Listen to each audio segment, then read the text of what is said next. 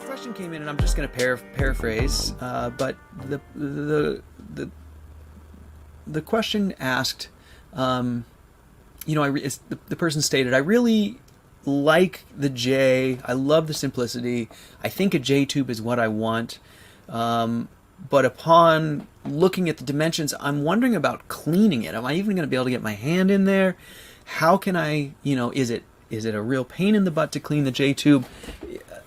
Should I modify it to make it easier to clean? Talk to me about cleaning the J tube, because it does seem like that might be a real issue. And so I'm sure there's many of you here who can chime in on this. It's one of those things that before you have the Rocket Mass heater, you're like, that just looks like it's going to be a giant pain in the butt. They say I've got to keep it clean and clean it all the time.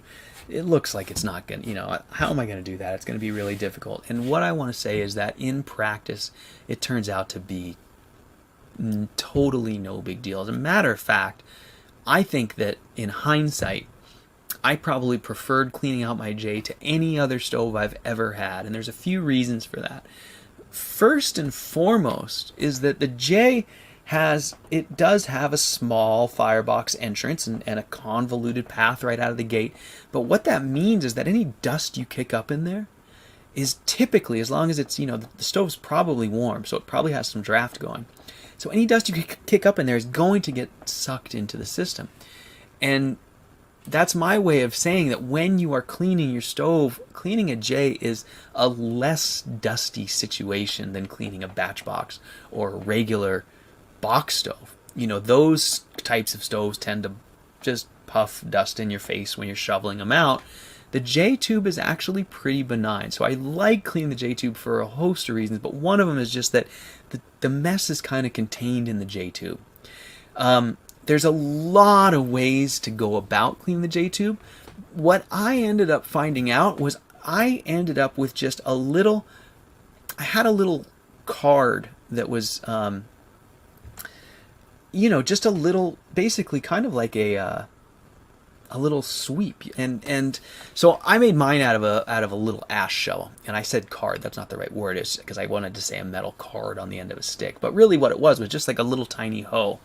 And so you can make yourself a little tiny hoe out of any number of things. I used a little ash shovel and just bent it down, but I just found the perfect shovel that fit right in that J tube, and I could just sweep the ash to the back, and then with my shovel bent into an L, I could just lift it out and dump it right in. Other ways of doing it are using like a little square planting pot, like a little cup, you can just reach in there and just scoop the stuff out, put it in your ash bucket.